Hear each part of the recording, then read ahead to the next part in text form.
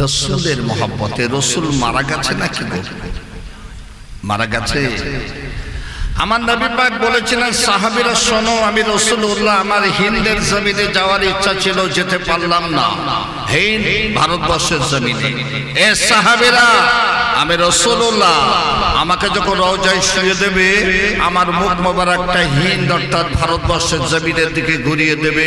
আমি রাসূল আমার রওজায় শুয়ে শুয়ে ভারতবর্ষের উম্মতিকে চেয়ে চেয়ে দেখবে। একবার জোরে বলবেন, আরো জোরে হবে না? মদিনাতুল মুনাওয়ারা সবুজ গম্বুজের নিচে শুয়ে শুয়ে রাসূল পাক সাল্লাল্লাহু আলাইহি সাল্লাম আজকের এই মাহফিলটা দেখছেন। আর একবার বলেন সুবহানাল্লাহ। আমার দিনদার পরেশগার ইমানদার মুমিন মুসলমান ভাইরা, সামান্য সময় কোরআন পাকের ছোট্ট একটা আয়াত আপনাদের খেদমতে রেখেছি। বিসমিল্লাহির রহমানির রহিম, কাদ জাকুম মিনাল্লাহি নূরুন ওয়া কিতাবুম মুবিন। আমার আল্লাহ বললেন, জমিনে তোমাদের জন্য দুটি জিনিস পাঠিয়ে দিয়েছি। কি? একটি হলো নূর, অপরটি হলো কিতাব। নূর বলতে বুঝিয়েছেন নবী মুহাম্মদ সাল্লাল্লাহু আলাইহি সাল্লামকে, কিতাব বলতে বুঝিয়েছেন কোরআন পাককে। একবার জোরে বলবেন, আর একটু জোরে হবে না? আমার নবীকে আল্লাহ কি দিয়ে বানালেন? কথা বলেন না কেন? নূর দিয়ে বানালেন। আমার নবী জিবরাইল আলাইহিস সালামকে প্রশ্ন করেছিলেন, জিবরাইল আপনার বয়স কত? বলেছিলেন, আমি জানি না, তবে একটা তারা, একটা জ্যোতি, একটা নূরের ঝলক উদিত হতে দেখেছি। ৭০,০০০ বছর পর পর একবার উদিত হয়। আমি জিবরাইল ৭২,০০০ বার দেখেছি। আমার রাসূল বলেছিলেন, জিবরাইল যে তারা, যে জ্যোতি, যে নূরের ঝলকটি ৭০,০০০ বছর পর পর একবার উদিত হয়, ৭২,০০০ বার দেখেছেন। ওটি ছিলাম আমি, নবী মুহাম্মদ সাল্লাল্লাহু আলাইহি সাল্লাম। জোরে বলবেন। তাহলে আমার নবীকে আল্লাহ কি দিয়ে বানালেন? নূর দিয়ে। এই নূর দিয়ে সৃষ্টি করে আল্লাহ আমার নবীকে পৃথিবীর কোন দেশে পাঠালেন?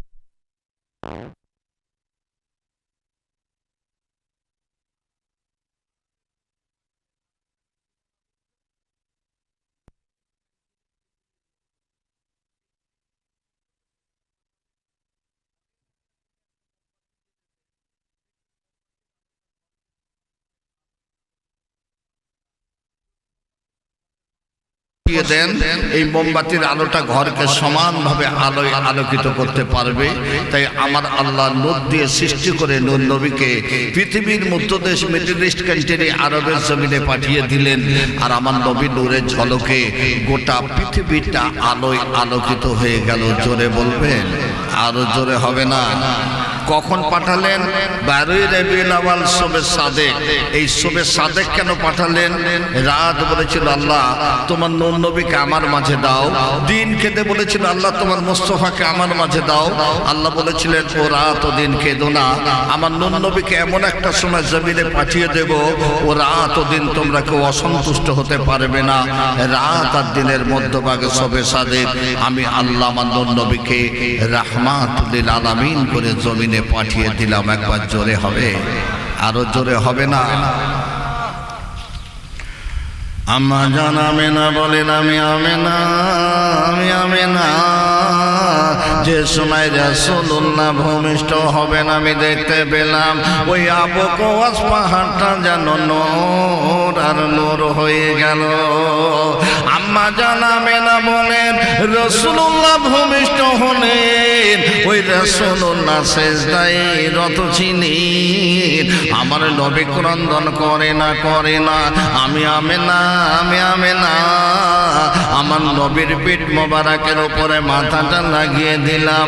আমার নবীর জবান মোবারক দিয়ে আমি আমেনা শুনতে পেলাম, লা ইলাহা ইল্লাল্লাহ আলা ইন্নী রাসূলুল্লাহ, লা ইলাহা ইল্লাল্লাহ আল্লাহ ছাড়া কোনো প্রভু নাই, আলা ইন্নী রাসূলুল্লাহ আমি হলাম আল্লাহর প্রেরিত রাসূল। জোরে বলুন সুবহানাল্লাহ। আম্মা জান আমেনা বলেন, আমার নবী তখনো পর্যন্ত ক্রন্দন করে নাই, করে নাই। আমি আমেনা আমার নবীর নুরানি চেহারাখানা নিজের বুকের মধ্যে জড়িয়ে নিলাম। আমার নবীর নুরানি চেহারা দেখে আমি লক্ষ্য করে দেখতে পেলাম আল্লাহ তাআলা আল্লাহ পাক আমার নবীকে খাতনা অবস্থায় জমিনে পাঠিয়ে দিয়েছেন। আম্মা জান আমেনা বলেন আমার নবী তো কোনো পর্যন্ত ক্রন্দন করে নাই। আমি আমেনা আমার নবীর নুরানি চেহারা থেকে লক্ষ্য করে দেখতে পেলাম আল্লাহ তাআলা আল্লাহ পাক আমার নবীর দুই কাঁধের মাঝখানে ওই মোহরের নৌবতটা বানিয়ে দিয়েছে। জোরে বলুন সুবহানাল্লাহ। আম্মা জান আমেনা বলেন আমার নবী তো কোনো পর্যন্ত ক্রন্দন করে নাই।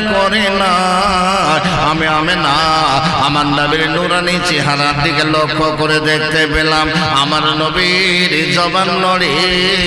আমি আমেনা আমার নবীর বুক মোবারকের উপরে মাথাটা লাগিয়ে দিলাম। আমার নবীর জবান থেকে শুনতে পেলাম রব্বি হাবলি আম্মাতি, রব্বি হাবলি আম্মাতি। আল্লাহ তাআলা আল্লাহ পাক একটাবার আমাকে জানিয়ে দিন আমার গুনাহগার উম্মতের কি হবে। জোরে বলবেন না, আরো জোরে হবে না? যে নবী ভূমিষ্ঠ হওয়ার সঙ্গে সঙ্গে বললেন আমার উম্মতের কি হবে, সেই নবীকে সবাই ভালোবাসেন। কে কে বাসেন একটু হাত তুলে বলেন তো দেখি। নারায়ে তাকবীর, নারায়ে তাকবীর, নারায়ে তাকবীর, সুবহানাল্লাহ। আচ্ছা, আপনারা বেশি ভালোবেসেছেন না সাহাবীরা বেসেছে না আমার আল্লাহ আমার নবীকে ভালোবেসেছিলেন? বিসমিল্লাহির রহমানির রহিম। ওয়া খালাকতুল জিন্না ওয়াল ইনসা ইল্লা লিয়াবুদুন। আল্লাহ বলেন জিন আর ইনসানকে সৃষ্টি করেছি ইবাদত করার জন্য। এই জিন এবং ইনসান সৃষ্টির পূর্বে আল্লাহ পাক কাদের বানিয়েছিলেন?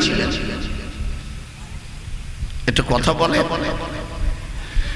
জিন ইনসান সৃষ্টির পূর্বে আল্লাহ পাক ফেরেশতাদের বানিয়েছিলেন। ফেরেশতারা ইবাদত করে না? ফেরেশতাদের সর্দার কে? জিবরাইল আলাইহিস সালাম। এই জিবরাইল আলাইহিস সালাম ইবাদতে রত, সিজদাতে রত কতদিন? 1000 বছর। দুনিয়ার 70,000 বছর আর ওই 1000 বছরের একটা দিন। আল্লাহ বললেন জিবরাইল সিজদা থেকে মাথা তোলো, ইবাদত থেকে ক্ষান্ত হও। জিবরাইল সালাম সিজদা থেকে মাথা তুলে ইবাদত থেকে ক্ষান্ত হয়ে বড় অহংকারে সুরে বলছে আল্লাহ আমি জিবরাইল 1000 বছর ইবাদত করেছি, আমার মতো সম্মান ইজ্জত মর্যাদা ইবাদত কারো হবে নাকি? আল্লাহ বলছে জিবরাইল একটাবার আমার আরশ আজিমের দিকে তাকাও। জিবরাইল সালাম আল্লাহর আরশ আজিমের দিকে তাকিয়ে দেখছেন আল্লাহর আরশ আজিমের গায়ে লেখা আছে লা ইলাহা ইল্লাল্লাহ মুহাম্মাদুর রাসূলুল্লাহ। একবার জোরে হবে, আরো জোরে হবে না?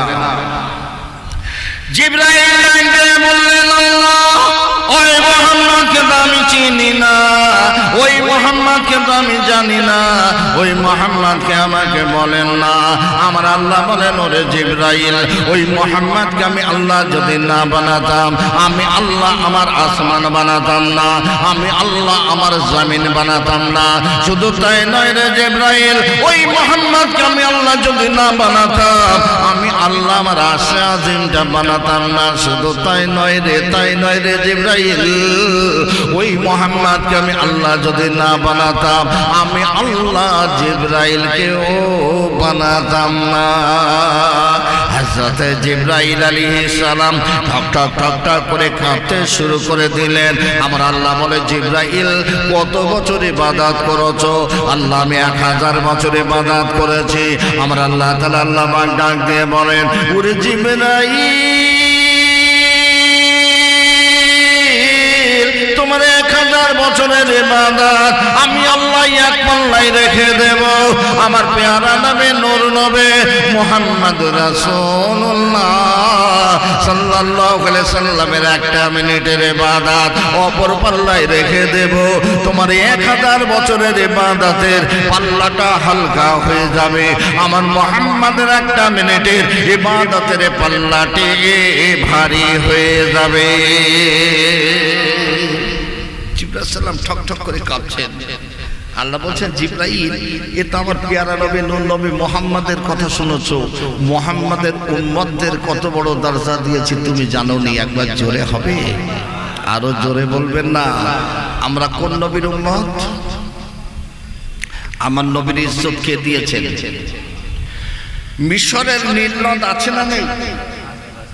এই নীল নদের পানি প্রতি বছর শুকিয়ে যায় আর চাষাবাদ বন্ধ হয়ে যায়।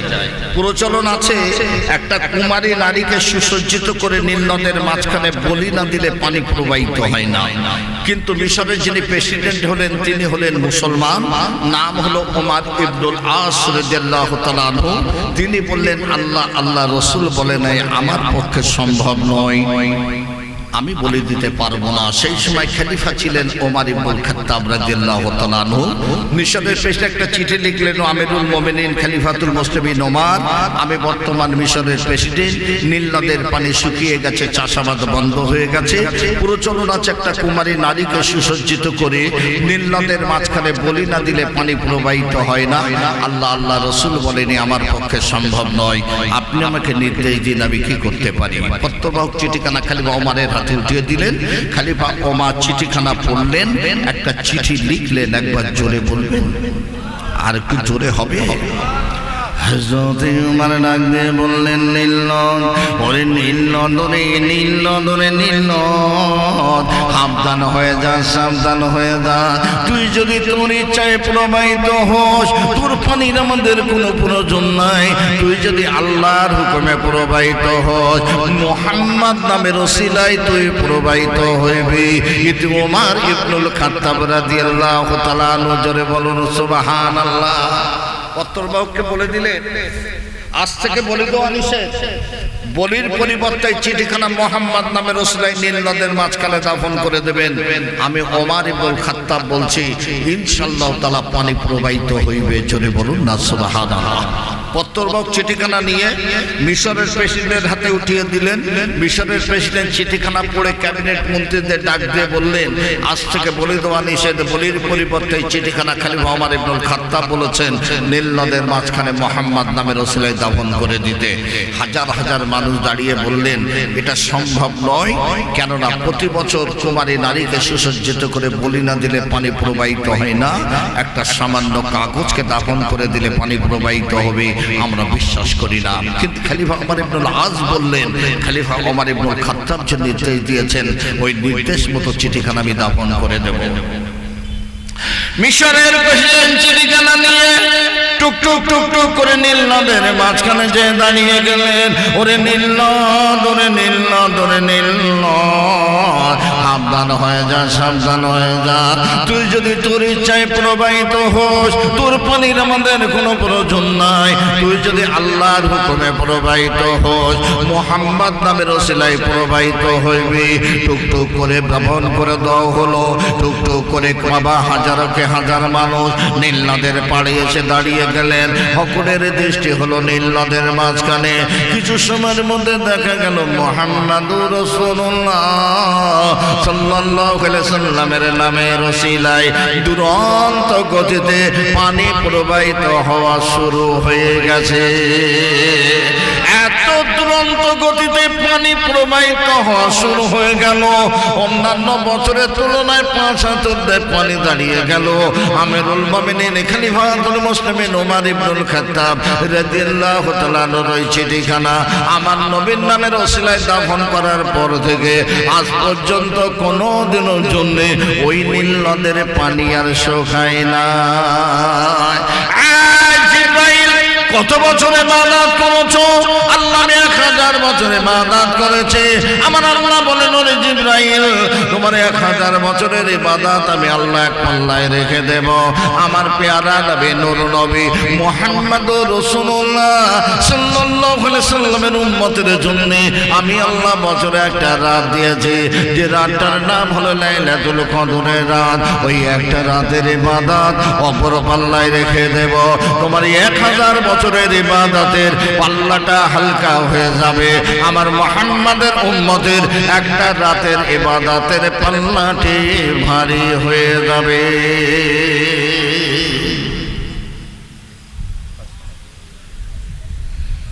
সেই নবীকে সবাই ভালোবাসেন।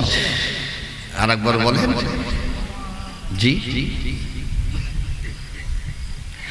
আজ আমি লম্বা চড়া ওয়াজ নসিহতের আমার সময় নেই, আমি সামান্য সময় বোঝানোর জন্য বলে যাচ্ছি। বিসমিল্লাহির রহমানির রহিম। কুল ইন কুনতুম তুহিব্বুনাল্লাহ ফাত্তাবিউনি ইউহিব্বুকুমুল্লাহ ওয়া ইয়াগফির লাকুম যুনুবাকুম আল্লাহু গফুরুর রহিম। হাবিব আপনি বলে দিন, আমি আল্লাহ আমাকে যারা ভালোবাসতে চায় তারা যেন আপনাকে ভালোবাসে, আপনার ইত্তেবা করে অনুসারী হয়ে যায়। তবে আমি আল্লাহ তাদের ভালোবাসবো, শুধু তাই নয়, তাদের জীবনের গুনাহগুলো আমি আল্লাহ মাফ করে দেব। পৃথিবীর জমিনে আমার নবীকে ভালোবেসে সর্বপ্রথম যে নারী কালেমা পড়েছিলেন তার নাম কি জানা আছে? পৃথিবীতে আমার আল্লাহ একজন নারীকে শুধু সালাম দিয়েছেন, আর কাউকে নয়। তিনি কে? আমার জান খাদিজাতুল কুবরা। আমার নবীকে ভালোবেসেছিলেন। আমার জান খাদিজাতুল কুবরা বয়স ছিল কত? 40 বছর। আমার রাসূলের বয়স কত ছিল? 25 বছর। জি, আমার জান খাদিজার সঙ্গে আমার নবীর বিবাহের পর যেদিন আমার জান খাদিজাতুল কুবরার ইন্তেকাল হয়ে যাবে, মাথার কাছে বসে ফাতেমা চোখের পানিগুলো মুছে দিচ্ছে আর বলছে, মা এত কেন কাঁদছো? মা এত কাঁদো কেন? অসুবিধা হচ্ছে নাকি? অসুবিধা হচ্ছে বাবু? আম্মা জান খাদিজা বলেছিলেন, মা ফাতেমা আমি কাঁদি কেন মা জানো না?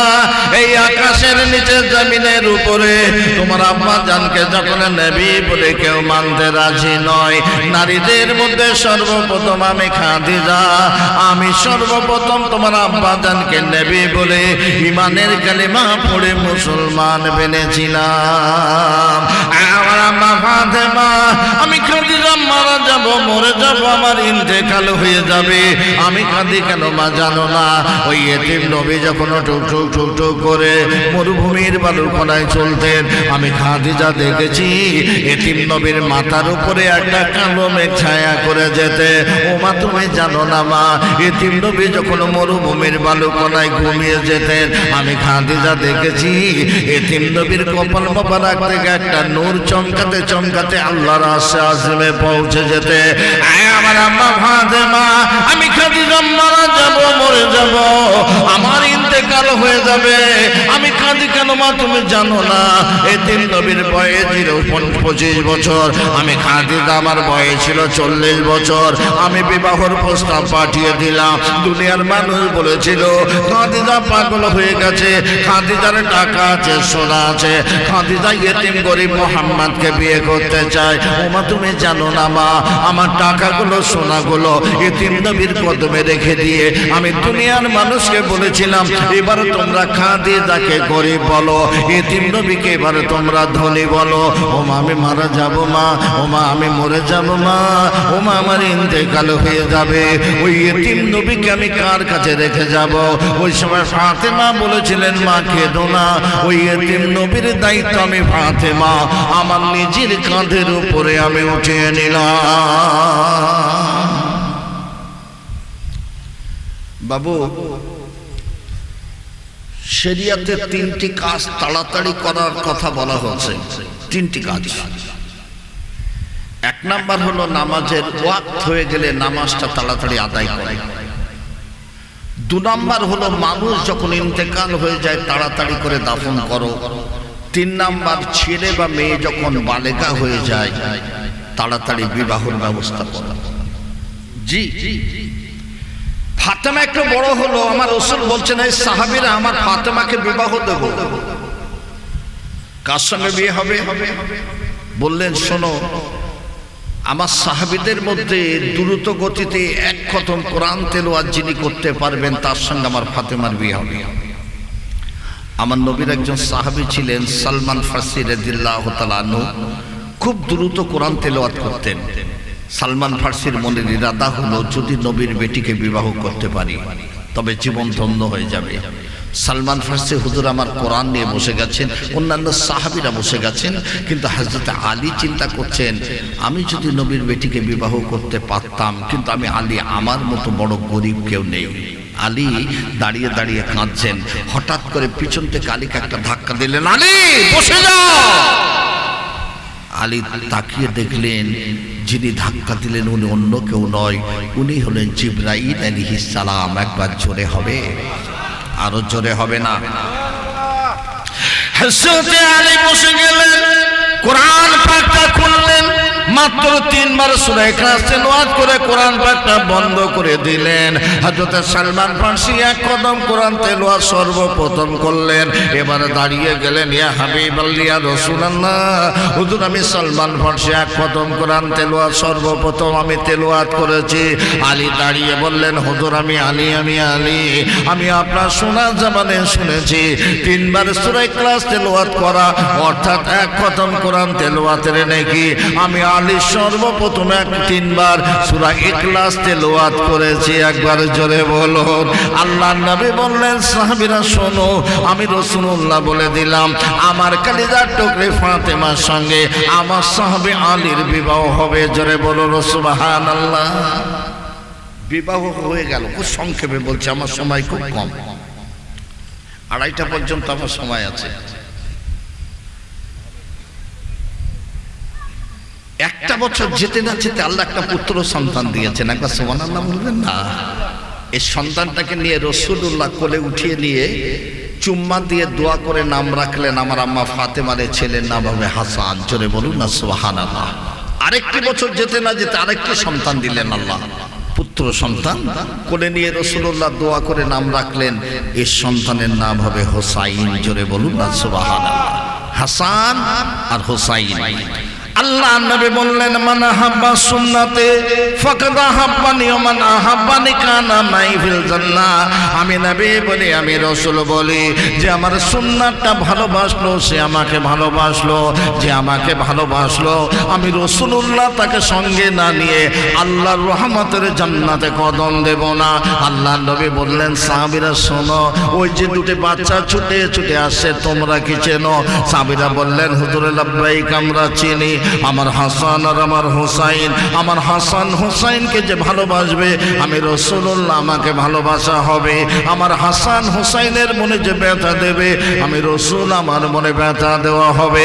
ছোট্ট হাসান হোসাইন ছুটে ছুটে চলে এলেন, ও নানা যান নানা যান নানা যান নানা যান, আজ 3 দিন অনাহারে আছি, আমার আব্বা জান ঘরে নাই, আমাদের কিছু খেতে দিন। রাসূলুল্লাহ নিজের হজরাতে চলে গেলেন। আল্লাহর নবীর ঘরে একটা খোরমা খেজুর ছাড়া কিছু নাই। রাসূলুল্লাহ 2টো টুকরা করলেন, একটা হাসানের গালে দিলেন, একটা হোসাইনের গালে দিলেন। রাসূলুল্লাহকে ডাক দিয়ে বললেন, নানা যান কি সুন্দর ঘোড়া, দেখুন একটা ঘোড়া কিনে দিতে হবে। এই রাসূলুল্লাহ গরিব ছিলেন না ধনী ছিলেন? কথা বলেন না কেন? সেই রাসূলের উম্মতেরা ধনী হতে চাইছে না? চাইছে না? একটু কথা বলেন না। চাইছে না? আখিরি জামানাতে জেনে রেখে দিও, গ্রামের মূর্খ মানুষেরা সমাজের নেতৃত্ব দেবে। এদের সুদের টাকা, ঘুষের টাকা, চিটিং টাকা, কোটি কোটি টাকার মালিক হবে। এরা মসজিদ কমিটির সেক্রেটারি হবে। ইমাম সাহেব যখন সুদ ঘুষের বিরুদ্ধে বলবে, এই মানুষটা মসজিদ কমিটির সেক্রেটারি ইস্তফা দেবে। মসজিদের পাশে নতুন জায়গা করে মসজিদ বানাবে। ও মসজিদটা হবে জেলার মসজিদ, ওই মসজিদে এক ওয়াক্ত নামাজ কবুল হবে না। আখিরি জামানাতে জেনে রেখে দিও, গ্রামের মোড়ে মোড়ে দোকান বাজার বসবে, ওই বাজারে দোকানদার থাকবে না। নারীরা নগ্ন হালাতে ক্রয় বিক্রয় করবে। জেনে রেখে দিও, খরিদ্দার আকর্ষণ করার জন্য গান বাজনা টেলিভিশন লাগানো হবে। এটা হলো কিয়ামতের আলামত। আল্লাহর গজবগুলো জমিনে ঝরঝর করে ধাবিত হবে। আখিরে জামানাতে মুসলমান ঘরের নারীরা নগ্ন হয়ে যাবে। এদের স্বামী থাকতে পরকিয়া করে বাবা যারো সন্তানের জন্ম দেবে। দিনে দিনে যারো সন্তানের সংখ্যা বেড়ে যাবে। আল্লাহর গজবগুলো জমিনে ঝরঝর করে ধাবিত হবে। আখিরে জামানাতে মুসলমান যুবকেরাতে মদের বোতল উঠবে। আল্লাহর গজবগুলো ঝরঝর করে জমিনে ধাবিত হবে। আখিরে জামানাতে জেনে রেখে দিও, নারী নারীরা পুরুষের পোশাক ধারণ করবে, এটা হলো কিয়ামতের আলামত। আল্লাহর গজবগুলো জমিনে ঝরঝর করে ধাবিত হবে। জেনে রেখে দিও, আখিরে জামানাতে মুসলমানের ঘরে ঘরে সুদ ছড়িয়ে পড়বে। আল্লাহর গজবগুলো জমিনে ঝরঝর করে ধাবিত হবে। রাগ করছেন নাকি? রাগ করছেন না তো? সারাটা জীবন নবী নবী নবী নবী করে গেলেন। আমার আল্লাহ বললেন বিসমিল্লাহির রহমানির রহিম, ওয়া মিন দাব্বাতিন ফিল আরদি ইল্লা আলাল্লাহি রিজকুহা। আমি আল্লাহ তামাম জমিনে তামাম জীবের রিজিক দিই। আমার রাসূলের কাছে একজন সাহাবী এসে বললেন, হুজুর আজ 3 দিন অনাহারে আছি, বিবির সঙ্গে ঝগড়া। রাসূল বললেন, সাহাবী ওই সাদা পাথরটা উঠিয়ে নিয়ে এসো। একটা সাদা পাথর আমার নবীর কাছে উঠিয়ে নিলেন। আমার নবী মাত্র 3 বার সূরা ইখলাস তিলাওয়াত করে ওই পাথরের উপরে ফুঁক দিলেন। পাথরটা সঙ্গে সঙ্গে সোনার হয়ে গেল। একবার জোরে বলবেন না? তাহলে আমার নবী 1 দিন 2 দিন 3 দিন করে অনাহারে থাকতেন না? থাকতেন না? একটু কথা বলেন না কেন? খেতে দেওয়ার মালিক কে? আজকের মুসলমানেরা life insurance, fixed deposit, LIC মহিলা সমেতে বন্ধন করে এরা সুদ গ্রহণ করছে। কিঞ্চিত পরিমাণ সুদের সঙ্গে 36 বার জেনা করলে যে গুনাহ তার থেকে বেশি গুনাহ তারা তাদের মায়ের সঙ্গে জেনা করছে। আমার রাসূলুল্লাহ জিহাদের ময়দানে গেলেন। ওই জিহাদটা ছিল বাবা খন্দকের জিহাদ। 3000 সাহাবী খন্দকের খাল কাটছে। হঠাৎ করে হাদিসটা বর্ণনা করেছেন আমার রাসূলের সাহাবী জাবের বিন আব্দুল্লাহ ছুটে এলেন, নবী গো খালের মাঝখানে বিশাল একটা পাথর পড়ে গেছে, হুজুর আমরা ভাঙতে পারি না, সরাতে পারি না। রাসূল বললেন, যাবে রে, আমি রাসূলুল্লাহ পাথরটাকে উঠিয়ে দেব। একবার জোরে বলবেন না? এ বাবু, আমার নবীর চেহারায় আল্লাহ কতজন পুরুষের শক্তি দিয়েছিলেন জানা আছে? 40 জন। 40 জন পুরুষের শক্তি ছিল আমার নবীর চেহারায়। আমার নবী পাক খন্দকের খালের মাঝখানে যে বিশাল পাথরটা 2 হাতে উঁচু করে খালের ধারে যখন ফেলে দিলেন, আমার রাসূলুল্লাহ জমিনে পড়ে গেলেন। হযরত জাবের বিন আব্দুল্লাহ ছুটে গিয়ে আমার নবীকে ওঠানোর জন্য হাতখানা বাড়িয়ে দিলেন। আমার নবীর উদরে যে হাতখানা লেগে গেল, জাবের বিন আব্দুল্লাহ দেখতে পেলেন আমার নবীর উদরে 1টি 2টি 3টে পাথর বাঁধা আছে। আমার নবী 3 দিন অনাহারে আছে। জাবের বিন আব্দুল্লাহ থাকতে পারে না, ছুটে ছুটে ঘরের দরজায় যে দাঁড়িয়ে গেলেন। আমি রাসূলের উদরে পাথর বাঁধা দেখে এসেছে। ওরে বিবি, ঘরে কি আছে বলো না? বিবি বললেন, স্বামী জবেরাটা ছাড়া কিছু নাই। ওরে বিবি, রুটি বানাও, আমি একটা বকরির জবাই করে দেব। ওই বকরির গোশগুলো কিছুটা ভুনা বানিয়ে দাও। রুটি বানিয়ে দিলেন, ভুনা গোশ বানিয়ে দিলেন। আমার নবীর কাছে নিয়ে গেলেন। ইয়া হাবিবাল্লাহ, ইয়া রাসূলুল্লাহ, হে হুজুর, আপনি যখন বিশাল পাথরটি খন্দকের খালের মাঝখান থেকে উঠিয়ে জমিনে ফেলে দিয়েছিলেন, হুজুর আপনিও জমিনে পড়ে গেছিলেন। আমি জাবের হাতখানা বাড়িয়ে দিলাম, আমার হাতটা আপনার উদরে লেগে গেল। আমি দেখতে পেলাম আপনার উদরে 1টি 2টি 3টে পাথর বাঁধা। হুজুর আমি জাবের, আমি সইতে পারি না। আমি বিবির কাছ থেকে রুটি ভুনা গোশ নিয়ে এসেছি, হুজুর ভক্ষণ করুন। আল্লাহ নবী বলেন, সাহাবী যাবে, তোমার হাতখানা আমার উদরে লাগার কারণে তুমি বুঝতে পেরেছ আমি 3 দিন অনাহারে আছি। 3000 সাহাবী খন্দকের খাল কাটতে আছে। বহু সাহাবী আমি রাসূলুল্লাহ আমার নাই উদরে পাথর বেঁধে খাল কাটতে আছে। আমি রাসূলুল্লাহ ভুনা গোশ রুটি যদি ভক্ষণ করি, কিয়ামতের ময়দানে আমি মুহাম্মদ আল্লাহর দরবারে মুখখানা দেখাতে পারবো না। ওরে সাহাবী যাবের, একটা কাজ করো, এই ভুনা গোশ রুটি খাওয়ার জন্য 3000 সাহাবীকে দাওয়াত করে দাও। জোরে বলো। এতটুকু রুটি, এতটুকু গোশ রাসূল বলছেন 3000 সাহাবীকে দাওয়াত করো। জাবের বিন আব্দুল্লাহ বারে বারে গোশের পাত্রে, রুটির পাত্রে তাকাচ্ছেন। আমার নবী একটা ধমক দিলেন, এ যাবে, কৃপণ বকিলরা জান্নাতে যাবে না, দাওয়াত কর। জাবের বিন আব্দুল্লাহ দাওয়াত করে দিলেন।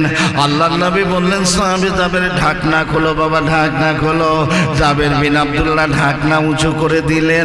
রাসূলুল্লাহ পড়তে শুরু করে দিলেন। বিসমিল্লাহির রহমানির রহিম বলে ফুঁক দিয়ে দিলেন। গোশের পাত্রে, রুটির পাত্রে ফুঁক দিয়ে দিলেন। আমার সাহাবী জাবের দিতে থাকো বাবা, দিতে থাকো। জাবের বিন আব্দুল্লাহ দিতে দিতে দিতে দিতে 3000 সাহাবীকে বন্টন করে দেওয়ার পর এবার গোশের পাত্রে, রুটির পাত্রে ঢাকনা উঁচু করে দেখতে পেলেন অর্ধেক গোশ, অর্ধেক রুটি তখনও রয়ে গেছে। কে খেতে দেয়? মুসলমানের সুদ খাওয়ার দরকার আছে নাকি গো? কথা বলেন না কেন? কিয়ামতের ময়দানে দুই শ্রেণীর মানুষের সঙ্গে আল্লাহ যুদ্ধ করবে। এক শ্রেণীর মানুষ যারা আল্লাহর ওলিদের বিরুদ্ধে চরণ করবে, আল্লাহ এদের বিরুদ্ধে যুদ্ধ করবে। মান আদা ওলিয়াল্লি ফাকাদ আযানতু বিল্লাহ, এদের সঙ্গে আল্লাহ যুদ্ধ করবে। 2 নাম্বার হলো দুনিয়ায় যত সুদখোর আছে আল্লাহ তাদের বিরুদ্ধে যুদ্ধ করবে। জেনে রেখে দিও, সুদ থেকে নিজেদের হেফাজত করো। আমার রাসূল গরিব ছিলেন, আমরা সেই নবীর উম্মত। রাসূলকে বলছেন একটা ঘোড়া কিনে দিতে হবে নানা জান। রাসূল বলছেন, নানা ভাই আমি গরিব, পয়সা নেই। নানা যান দেন না নানা যান, আমরা একটু ঘোড়া চড়বো নানা যান। হাসান কাঁদে, হুসাইন কাঁদে।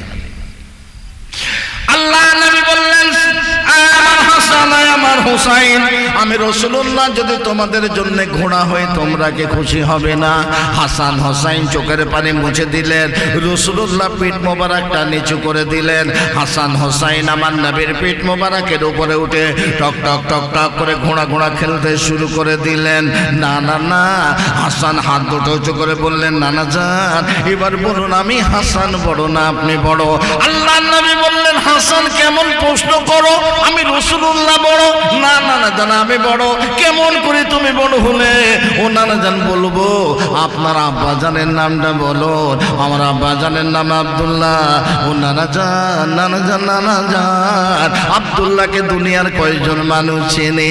আব্দুল্লাহকে দুনিয়ার কয়জন মানুষ জানে? ও নানা জান মনে হয় আপনি আমার আব্বা জানের নামটা জানেন না। আমার আব্বা জান হলেন রাহমাতুল লিল আলামিনের সাহাবী, শিরে খোদা হযরত আলী কারামাল্লাহু ওয়াজহু। ও নানা জান এবার বলুন, আপনার আব্বা জান বড় না আমার আব্বা জান বড়? রাসূল বললেন, নানা ভাই হাসান হেরে গেলাম, তোমার আব্বা জান বড়। জোরে বলুন সুবহানাল্লাহ। টক টক টক টক করে ঘোড়া ঘোড়া খেলছে। এমন সময় হুসাইন বললেন, নানা জান এবার বলুন আমি হুসাইন বড় না আপনি বড়? রাসূল বললেন, কেমন প্রশ্ন করো, আমি রাসূলুল্লাহ বড়। না নানা জান আমি বড়। কি করে বড় হলে? এবার বলুন আপনার আম্মা জানের নামটা কি? আমার আম্মা জানের নাম আমেনা। ও নানা জান আমি নাকি দুনিয়ার কয়জন মানুষ চেনে? আমি নাকি দুনিয়ার কয়জন মানুষ জানে? ও নানা জান, নানা জান, নানা জান মনে হয় আপনি আমার মায়ের নামটা জানেন না। আমার আম্মা জান হলেন খাতুনে জান্নাত সাইয়্যিদাতুন নিসা হযরত ফাতেমা তো জোহরা। ও নানা জান এবার বলুন আপনার আম্মা জান বড় না আমার আম্মা জান বড়? রাসূল বললেন, নানা ভাই হুসাইন হেরে গেলাম, তোমার আম্মা জান বড়। জোরে বলো সুবহানাল্লাহ। টক টক টক টক করে ঘোড়া ঘোড়া খেলছে। এমন সময় হাসান আর হুসাইন দুই ভাই হাত উঁচু করে দিয়ে বললেন, ও নানা জান এবার বলুন আমরা দুই ভাই বড় না আপনি বড়? রাসূল বললেন, নানা ভাই হাসান হুসাইন কেমন প্রশ্ন করো, আমি রাসূলুল্লাহ বড়। না নানা জান আমরা দুই ভাই বড়। কি করে বড় হলে? ও নানা জান বলবো। ও নানা জান এবার বলুন আপনার নানা জানের নামটা কি? একবার জোরে জোরে বলুন সুবহানাল্লাহ। আপনার নানা জানের নাম কি? এই হাসান আর হুসাইনের ইজ্জত মর্যাদা কে দিয়েছে গো? কে দিয়েছে? খলিফা ওমর ইবনুল খাত্তাবের ছেলের নাম ছিল আব্দুল্লাহ। এই আব্দুল্লাহ মরুভূমির বালুকণা দিয়ে একটা ঘর বানিয়েছে। আর হাসান আর হুসাইন কি করেছেন? একটা লাঠি দিয়ে ঘরটা ভেঙে দিয়েছে। যেই ভেঙে দিয়েছেন এ তো উমারের ছেলে, অন্য কারণ নয়। যে রাস্তা দিয়ে খলিফা ওমর ইবনুল খাত্তাব চলতেন সেই রাস্তায় ইবলিস চলতো না। জোরে বলুন না সুবহানাল্লাহ। এ তো হতে তো উমারের ছেলে, রেগে গেছেন, হাসান হোসাইন কাজটা ভালো করলি না, আমার ঘরটা ভাঙলি কেন বল? হাসান হোসাইন বলছে বেশ করেছি। এই বেশ করেছি, চেঁচাচ্ছিস কেন? এই আব্দুল্লাহ তোর বাপ ওমর আমার নানা যেই গোলাম, তুই আমার নানার গোলাম, তো 14 গোষ্ঠী আমার নানার গোলাম, যা। হযরত আব্দুল্লাহ বড় রেগে গেছেন, ছুটে ছুটে ছুটে ছুটে ঘরের দরজায় যাই বলছেন, আব্বাজি একটু প্রতিবাদ করবেন। কিসের প্রতিবাদ? আমি একটা ঘর বানিয়েছিলাম, হাসান হোসাইন ঘরটাকে ভেঙে দিল, আমি প্রতিবাদ করাতে আমাকে বলছে, চেঁচাস না, তুই আমার নানার গোলাম, তোর বাপ ওমর আমার নানার গোলাম, তোর 14 গোষ্ঠী আমার নানার গোলাম। ওমর বলছে, এত বড় কথা বলেছে? বলে হ্যাঁ। কাগজ আর কলমটা নিয়ে যাও তো, লিখে নিয়ে এসো তো। কাগজ আর কলমটা নিয়ে হযরত খলিফা ওমর ইবনুল খাত্তাবের ছেলে আব্দুল্লাহ নিয়ে গেলেন। এই হাসান আর হোসাইন কত বড় সাহস, লিখে দাও। কি লিখে দেব? আমি তোমার নানার গোলাম, আমার আব্বাজান ওমর ইবনুল খাত্তাব তোমার নানার গোলাম, লিখে দাও। হাসান আর হোসাইন কাগজটা নিয়ে হাসতে হাসতে লিখে দিয়েছেন। জোরে বলবেন একবার? আরো জোরে হবে না? কাগজটা নিয়ে ছুটে ছুটে খলিফা ওমরের কাছে এসে বলছেন, আব্বাজান দেখেন কত বড় সাহস, লিখে দিয়েছেন। হযরত ওমর ইবনুল খাত্তাব কাগজটা হাতে উঠিয়ে নিলেন।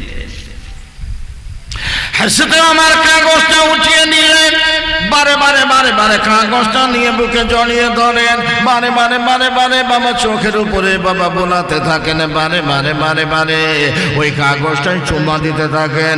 আব্দুল্লাহ বলেন, আব্বাজান ওই কাগজটা নিয়ে আপনি এমনটা করেন কেন? হযরত ওমর ডাক দিয়ে বলেছিলেন, আব্দুল্লাহ, ওরে বাবা আব্দুল্লাহ রে, আমি ওমর যেদিন মারা যাব, আমি ওমর যেদিন মরে যাব, আমার যেদিন ইন্তেকাল হয়ে যাবে, এই কাগজটা আমার কাফনের কাপড়ের মধ্যে দিয়ে দেবে। ও বাবা ছেলে আব্দুল্লাহ, তুমি জানো নি বাবা, কিয়ামতের ময়দানে আমার আল্লাহ যখন আমাকে ডেকে ডেকে বলবে, ওমর তুমি কি ইবাদত করেছো, এই কাগজটা নিয়ে দাঁড়িয়ে যাব, দাঁড়িয়ে যাব। আল্লাহ, আমি ওমর আমার কোনো ইবাদত নাই, ওই হাসান হোসাইন লিখে দিয়েছে আমি আমার ছেলে আব্দুল্লাহ রাসূলুল্লাহর গোলাম, আমি ওমর ইবনুল খাত্তাব রাসূলুল্লাহর গোলাম। এই কাগজটার ওসিলা করে আল্লাহ পাক তোমাকে আমাকে নাজাত দিয়ে আল্লাহ আল্লাহর রহমতের জান্নাতে দাখিল করে দেবে। ও নানা জান, নানা জান, নানা জান, এবার বলুন আপনার নানা জানের নামটা কি? রাসূল বললেন, নানা ভাই আমার নানা জানের নাম কি তুমি জানো নি? আব্দুল্লাহ জোহরি। নানা জান, আব্দুল্লাহ জোহরিকে দুনিয়ার কয়জন মানুষ চেনে? আব্দুল্লাহ জোহরিকে দুনিয়ার কয়জন মানুষ জানে? ও নানা জান, মনে হয় আপনি আমার নানা জানের নামটা জানেন না। ও নানা জান শুনুন, আমার নানা জান হলেন রাহমাত লিল আলামিন, আমার নানা জান হলেন ইমামুল মুরসালিন, আমার নানা জান হলেন শাফিউল মুজনবিন, আমার নানা জান জনাবি হযরত নবী মুহাম্মদুর রাসূলুল্লাহ সাল্লাল্লাহু আলাইহি ওয়াসাল্লাম। এবার বলুন আপনার নানা জান বড় না আমার নানা জান বড়? রাসূল বললেন, নানা ভাই হেরে গেলাম, তোমার নানা জান বড়। জোরে বলুন সুবহান। টাপ টাপ টাপ টাপ করে ঘোড়া ঘোড়া খেলছে। হাসান বললেন, নানা জান ঘোড়া কি করে ডাকে একটু ডাকুন। রাসূল সঙ্গে সঙ্গে হি হি করে ডাক দিলেন। হাসানের আনন্দ দেখে কে? হুসাইন বললেন, নানা জান আর একটা বার ঘোড়ার ডাক দিন না। রাসূলুল্লাহ হি করে ডাক দিলেন। হুসাইনের আনন্দ দেখে কে? ওই সময় হাসান আর হুসাইন দুইজনে বাবা না না না, হাসান আর হুসাইন আনন্দে আত্মহারা। হাসান বলে, নানা জান আর একটা বার ঘোড়ার ডাক দিন না। রাসূলুল্লাহ উম্মতের কথা চিন্তা করে তৃতীয়বার ঘোড়ার ডাক দিলেন না। হাসান হোসেনকে পিঠ মোবারক থেকে নামিয়ে দিলেন। আমার আল্লাহ তাআলা আল্লাহ পাক জিবরাইলকে ডাক দিলেন, এই জিবরাইল জমিনে চলে যাও, আমার হাবিবকে যে সালাম জানাবে আমার হাবিবকে জানিয়ে দেবে। আমার হাবিব দুইবার ঘোড়ার ডাক দিয়েছে হাসান হোসেনকে খুশি করার জন্য। আমার হাবিব যদি আর একটা বার ঘোড়ার ডাক দিতেন ওই হাসান হোসেনকে খুশি করার জন্য, উম্মতের কথা চিন্তা না করে আমি আল্লাহ আমার হাবিবের তামাম উম্মতিকে বিনা হিসাবে জান্নাতি করে দিতাম।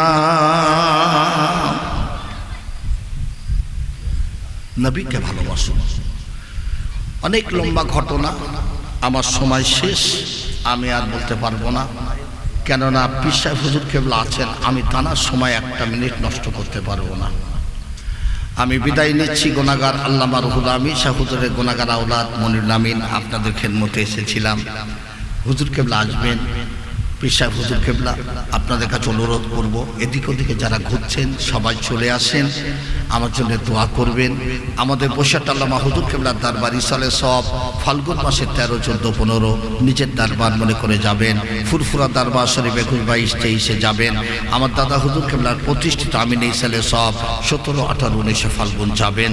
আমার জন্য দোয়া করবেন, আল্লাহ পাক যেন আমাকে ইমানি হালাতে মওত দেয়। সকলে বলুন আল্লাহুম্মা আমিন। আমি বিদায় নিচ্ছি। আমি 1 মিনিট পীর সাহেব হুজুর কেবলার সময় নষ্ট আমি করব না। সকলে একটু সালাত ও সালাম পড়ব, আপনারা একটু এগিয়ে এসে বসেন। একটা খাপ খাপ হয়ে গেছে, পীর সাহেব হুজুর কেবলা এসে একটা খারাপ দেখাবে। সকলে একটু উঠে দাঁড়িয়ে যান। ইয়া নবী সালাম,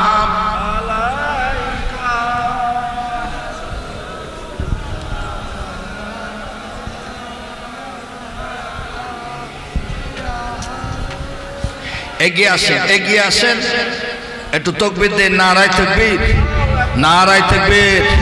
আওলাদে মুজাদ্দিদে জামান, আওলাদে মুজাদ্দিদে জামান, সম্মানীয় পীর সাহেব হুজুর কেবলা, সম্মানীয় পীর সাহেব হুজুর কেবলা, সম্মানীয় পীর সাহেব হুজুর কেবলা, আওলাদে মুজাদ্দিদে জামান, শ্রোতা মণ্ডলী, শ্রোতা মণ্ডলী, সম্মানীয় জলসা কমিটির সকল সদস্য, সম্মানীয় আমার হিন্দু মহোদয় ভাইয়েরা, সম্মানীয় প্রশাসন সকল ভাইয়েরা, নারায়ে তাকবীর, নারায়ে তাকবীর। ইয়া নবী সালাম।